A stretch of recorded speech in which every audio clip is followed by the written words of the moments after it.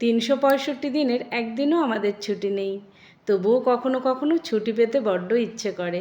আজ সকাল থেকে শরীরটা একদমই ভালো নেই। মেয়ে দেখে বলল, মা আজকে আমি একটু রান্না করি, নিরামিষ তো।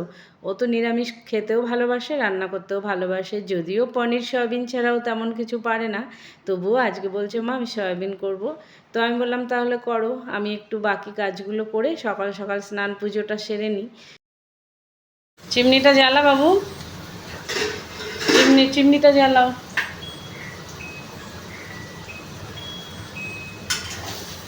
লেগে গেলে আমি দিচ্ছি ঠিক করে। বাইরের আকাশটা দেখুন কি সুন্দর লাগছে না?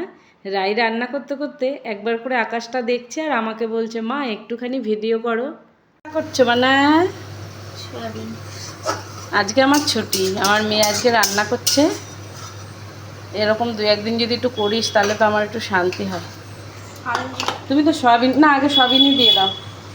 তুমি তো সয়াবিনই ভালো রান্না করতে পারো। খুব ভালো হচ্ছে রান্না। মশলাটা ভালো করে কষে আলুটা দিয়ে দাও। আজ মেয়ের হাতের রান্না খাবো, কত মজা। গরম জল বসিয়ে দাও একটু ইন্ডাকশানে, দিয়ে গরম জলটা দিয়ে দেবে। বাইরে আজ যা গরম, রান্নাটা সকাল সকাল হয়ে এই ভাজাটা একটু নেড়ে দাও। এবার কি হচ্ছে দেখি, এটা আস্তে, গরম লাগে না যেন, ওর মধ্যে ফেলে দাও, ধরে নাও। এখনো হয়নি, একটু ঢেকে দাও। আমি ব্যাস, আমার মেয়ের রান্না কমপ্লিট। মানা দেখে সুন্দর মনে হচ্ছে, খেতেও ভালো হবে আশা করি। রাই তো ওদিকে মন দিয়ে রান্না করছে আর আমি ওইদিকে মন দিয়ে ঘরের টুকিটাকি কাজ করছি। অন্যদিন তো রান্নায় পড়ে থাকি আর ঘরের অনেক টুকিটাকি কাজ পড়ে থাকে, সেগুলো আর করা হয় না। তো আজকে আমি কিছু কিছু কাজ নিজের মতো করে করছি। এই যে দেখলেন বুদ্ধদেবের একটা মূর্তি, ওটা আমার মেয়ে আমাকে মাদার্স ডেতে গিফট করেছিল। ওটা আমি মাঝে মাঝে সুন্দর করে মুছে রাখি, ওটা আমার খুবই ভালো লাগে। পছন্দের একটা জিনিস আমাকে গিফট করেছিল। তো মেয়ে রান্না করছে, আমি স্নান পুজো সব সেরে ভাবলাম আমার একটু ডায়েরিতে কিছু লেখালেখি কাজ বাকি আছে, তো ওগুলো একটু করে নিই। আজ খুব ফ্রি মনে হচ্ছে নিজেকে। আমাদের তো সব মেয়েদের একঘেয়ে কাজ, আর এই একঘেয়ে কাজের মধ্যে যদি একটু অন্যরকম কাজ করি তখন একটু ভালো লাগে। আর রান্নাটা অবভিয়াসলি কেউ একটু করে দিলে ভীষণই ভালো লাগে। নিজের হাতের রান্না আর কত খাবো। তো মেয়ে রান্না করছে, আমি এদিকে একটু টুকিটাকি কাজকর্ম সেরে নিলাম। এরপর এখনও তৃষানকে আনতে যেতে হবে। কখনো কখনো রাই যায়, আবার কখনো আমি যাই। মিহির বাড়ি নেই, মিহির বাড়ি থাকলে মিহিরই নিয়ে আসে ওকে। তো এবার তৃষানকে এনে তারপরে দুপুরে খাওয়া দাওয়া আমরা খেতে বসে পড়বো।